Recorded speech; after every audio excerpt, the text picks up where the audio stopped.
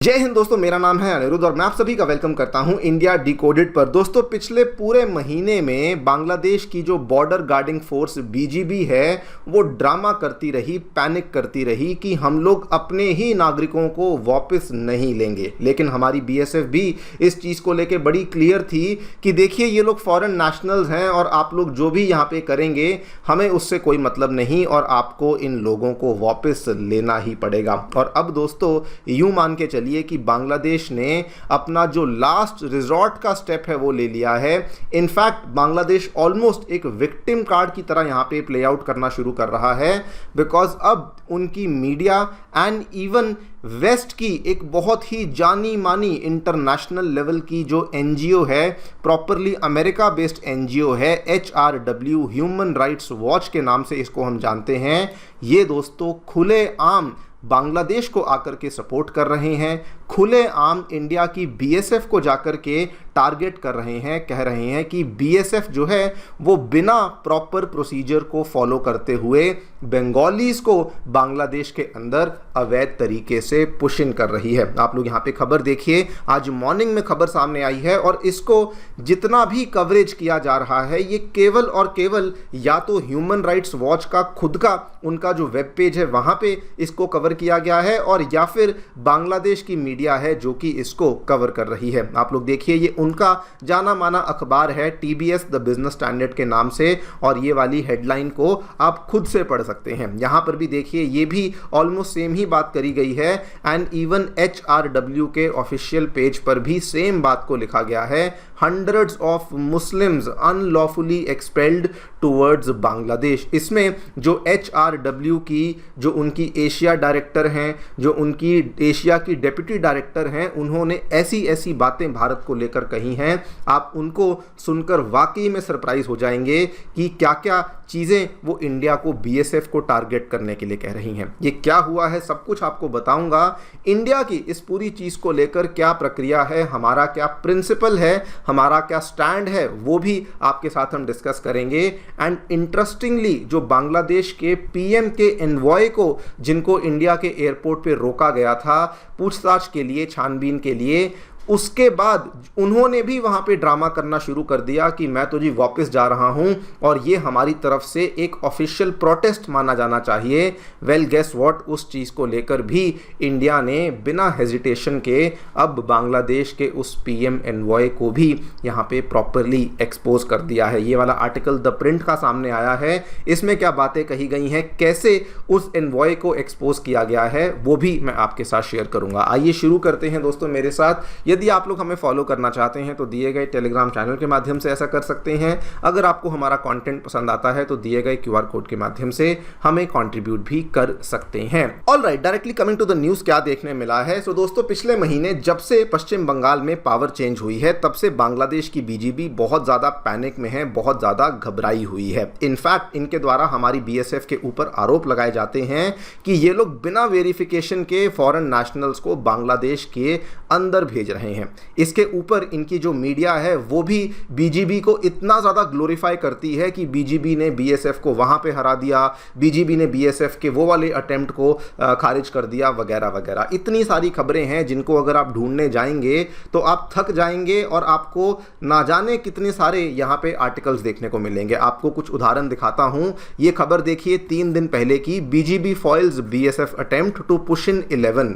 उसके बाद 1 जून की खबर देखिए, BGB foils push in attempt at so and so border. उसके बाद ये वाली खबर देखिए, उसके बाद ये वाली खबर देखिए। ऐसी ना जाने कितनी खबरें हैं जो कि पिछले 30-35 दिनों से लगातार सामने आ रही हैं, जबकि सच्चाई हमें भी मालूम है। हमारे सामने ना जाने कितनी सारी वीडियोस पश्चिम बंगाल से सामने आई, मुर्शिदाबाद से सामने आई, सिलीगुड़ी से सामने आई, इवन नॉर्थ 24 परगना से भी सामने आई। जो लोग हैं वो खुलेआम इस चीज़ को एक्सेप्ट कर रहे हैं कि हम लोग अवैध और गलत तरीकों से इंडिया के अंदर हमने एंट्री ली थी और अब हम लोग वापस जाना चाहते हैं। लेकिन जब बांग्लादेश यहाँ पर भी संतुष्ट नहीं हुआ तो उन्होंने जैसे तैसे करके हमारी BSF के साथ एक DG लेवल की मीटिंग करने को लेकर एक आग्रह किया, जिसको लेकर इंडिया ने कहा फाइन, हम लोग आपसे मुलाकात भी कर लेंगे। और और उसमें दोस्तों उस मीटिंग में भी ऑलमोस्ट वही परिणाम हुआ। ये आप देख सकते हैं, मीटिंग हमें देखने को मिली लेकिन परिणाम वही था, इंडिया का स्टैंड वही था कि देखिए बहुत सारे फॉरेन नेशनल्स हैं, जो मुद्दा पहले था वो आज भी है और आपकी तरफ से हमें इसमें कोई भी कोऑपरेशन नहीं मिलती, बल्कि या तो आप चीज़ों को डिले करते हैं या आप चीज़ों को डिनाई करते हैं। ये बीएसएफ के जो पहले चीफ रह चुके हैं दलजीत चौधरी साहब, उन्होंने भी सेम बात को कहा और जो बीएसएफ के करंट चीफ हैं जो कि यहाँ बैठे हुए हैं, इन्होंने भी सेम चीज़ को रीआइट्रेट किया कि जो भी कोशिशें हम करते हैं आपकी तरफ से कि हमें कॉपरेशन मिल सके, हमें किसी भी प्रकार की कॉपरेशन कहीं पर भी नहीं मिलती है। और अब दोस्तों बांग्लादेश के द्वारा एज यूजुअल अपने विक्टिम कार्ड को प्ले किया गया है and as usual western organisations जो कि केवल मौके की तलाश में होती हैं कि कैसे हम लोग इंडिया को टारगेट करें, इंडिया को निशाने पे लें, उनके द्वारा भी दोस्तों इंडिया को, हमारी बीएसएफ को टारगेट करना शुरू कर दिया गया। आपके सामने है ह्यूमन राइट्स वॉच, दुनिया की जानी मानी एक वेस्ट बेस्ड एनजीओ है, इंटरनेशनल एनजीओ है। इनके द्वारा ये 5 दावे किए गए हैं। पहले दावे में कहते हैं कि इंडिया की अथॉरिटीज़ जो हैं इन्होंने hundreds of Bengali speaking Muslims को बांग्लादेश में भेज दिया है। नंबर 2 ये कहते हैं कि ये वाले लोग प्रूवन बांग्लादेशी सिटीजन्स नहीं थे। नंबर 3 इन्होंने कहा कुछ लोगों के पास इंडियन डॉक्यूमेंट्स भी अवेलेबल थे, Aadhaar cards, voter cards, land records, लेकिन फिर भी उसके बावजूद इनको वापस बांग्लादेश भेज दिया गया। नंबर 4 ऑर्गेनाइजेशन कहती है कि जो डेपोटेशंस करी गई थी इनमें किसी प्रकार का जुडिशियल रिव्यू, अपील्स या फिर नेशनैलिटी वेरिफिकेशन का प्रोसीजर फॉलो नहीं किया गया। एंड नंबर 5 ये कहते हैं कि ये वाले जो एक्शंस हैं ये इंडिया के द्वारा दी गई कॉन्स्टिट्यूशनल प्रोटेक्शंस को भी वायलेट करते हैं और ये इंटरनेशनल ह्यूमन राइट नॉर्म्स को भी बेसिकली वायलेट करते हैं। HRW की एशिया डायरेक्टर, उनका यहाँ पे कहना है कि इररेगुलर माइग्रेशन जो है, ये जो भी चीज़ें हो रही हैं, दे डू नॉट जस्टिफाई कि इंडिया अपने हिसाब से ड्यू प्रोसेस को वायलेट करे। इवन उनकी जो डेप्यूटी एशिया डायरेक्टर हैं मिस मीनाक्षी गांगुली, उनके द्वारा स्टेटमेंट दिया गया इंडिया की अथॉरिटीज़ जो हैं वो बहुत ही क्रूअल तरीके से फैमिलीज़ को बांग्लादेश में डंप कर रही हैं या फिर उनको जानबूझ के बॉर्डर पे ज़ीरो लाइन के ऊपर आकर के छोड़ देती हैं और उनकी बेसिक ह्यूमन राइट्स को उनके द्वारा इग्नोर किया जा रहा है। एंड वेरी वेरी इंटरेस्टिंगली इस पूरी चीज़ को लेकर इनकी सैंपल स्पेस क्या थी, इन्होंने कैसे इन सभी चीज़ों का निष्कर्ष निकाला। इंटरेस्टिंगली दोस्तों, इन्होंने इंडिया के बॉर्डर के पास जाके 9 लोगों को इंटरव्यू किया। जी हाँ, 9 पीपल को इन्होंने इंटरव्यू किया और उसके बेसिस पर उन्होंने ये सारे के सारे निष्कर्ष हैं जो कि बेसिकली निकाल दिए हैं। अब इस पूरी चीज़ को लेकर इंडिया का स्टैंड क्या है? इंडिया का स्टैंड और इंडिया का प्रिंसिपल वो अनचेंज्ड है। इंडिया सबसे पहले ये कहता है कि ये इलीगल इमिग्रेंट्स हैं जो कि आइडेंटिफाई किए गए हैं, लंबे टाइम से अवैध तरीके से भारत में रह रहे हैं। सेकेंडली, इंडिया ये कहता है डिपोटेशंस जो हैं वो तभी करी जाती हैं जब डिटरमाइन हो जाता है कि ये बांग्लादेशी नेशनल्स हैं। एंड इंडिया ने कहा कि हमारी तरफ से बहुत सारी वेरिफिकेशन रिक्वेस्ट बांग्लादेश को भेजी गई हैं, लेकिन क्या करें जी, बांग्लादेश उस चीज़ को लेकर हमारा किसी प्रकार का जवाब या कॉपरेशन देता ही नहीं है। आप लोग देख भी सकते हैं, पिछले महीने की ही तो खबर है जब ये सारा का सारा सिलसिला और मामला शुरू हुआ था। हमारे MEA के जो स्पोक्स पर्सन है रणधीर जायसवाल साहब, इन्होंने एक सिंपल स्टेटमेंट दिया था 2860 नेशनैलिटी वेरिफिकेशन केसेस हैं जो कि हमारी तरफ से रिक्वेस्ट बांग्लादेश को भेजी गई है, लेकिन जब तक बांग्लादेश उस चीज़ में कोऑपरेट करेगा नहीं तो हम लोग आगे कैसे बढ़ेंगे। और दोस्तों, जब बांग्लादेश कोऑपरेट नहीं कर रहा था उसी चीज़ का परिणाम था कि हमारी तरफ से ये वाला जो स्ट्रिक्ट एक्शन है वो लिया गया। HRW की रिपोर्ट जो आई है इस चीज़ को लेकर इंडिया ना तो कोई ऑफिशियल रिस्पॉन्स देने वाला है और ना ही हमारा रिस्पॉन्स देना बनता है, लेकिन इंडिया का जो स्टैंड और प्रिंसिपल है वो दोस्तों यहाँ पे अनचेंज्ड रहने वाला है। रही बात बांग्लादेश के PM एनवॉय वाले इंसिडेंट की, उस चीज़ को लेकर अपडेट क्या सामने आया कि वो इंसान जब वापस चला गया तो इमीडिएटली उसने बांग्लादेश पहुंचते सार ये कह दिया कि ये मेरी तरफ से एक इंस्टेंट प्रोटेस्ट है और मैं इस चीज़ को बिल्कुल भी एक्सेप्ट नहीं करता जो बिहेवियर मेरे साथ इंडिया के नई दिल्ली एयरपोर्ट पे किया गया। वेल गेस व्हाट, उस चीज़ को लेकर भी अब दोस्तों चीज़ें सामने आ रही हैं।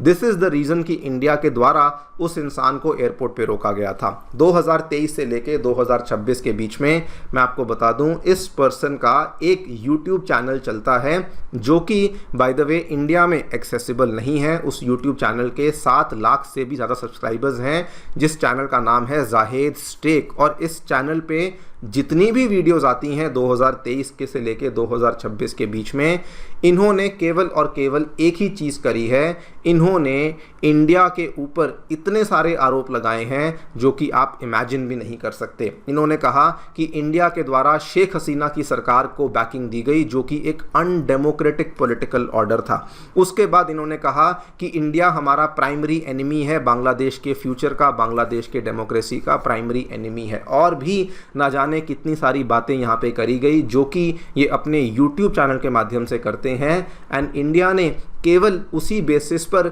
इनको छानबीन करने के लिए, इनसे पूछताछ करने के लिए रोका था। इनफैक्ट इंडिया के द्वारा वन टाइम एक्सेप्शन भी दे दी गई थी कि अगर इस बार के लिए हम आपको इंडिया में एंट्री करने के लिए अलाउ भी करते हैं, लेकिन उसके बावजूद भी इन्होंने क्या किया, एज़ यूजुअल ड्रामा किया, एज़ यूजुअल कहा मैं वापस जा रहा हूँ, ये मेरी तरफ से इंस्टेंट प्रोटेस्ट है वगैरह वगैरह, जिस चीज़ को लेकर अगेन दोस्तों ऑफिशियली इंडिया ने कोई भी जवाब नहीं दिया, जो कि अगेन बनता भी नहीं था। लेकिन अब आप सभी देख चुके हैं कि इसकी जो सच्चाई है वो भी सामने आ चुकी है। And this is the main reason कि इंडिया के द्वारा इनको एयरपोर्ट पे एक बार के लिए रोका गया था। क्या होता है वक्त ही बताएगा, लेकिन जो भी बांग्लादेश फिलहाल कर रहा है, एक चीज़ बिल्कुल तय है कि ये लोग जानबूझकर अपनी रिलेशनशिप को हमारे साथ अब खराब करने पे लग चुके हैं। देखते हैं क्या होता है। आपकी जो भी राय है बताएं कमेंट सेक्शन में। Thank you so much for listening. Stay tuned and stay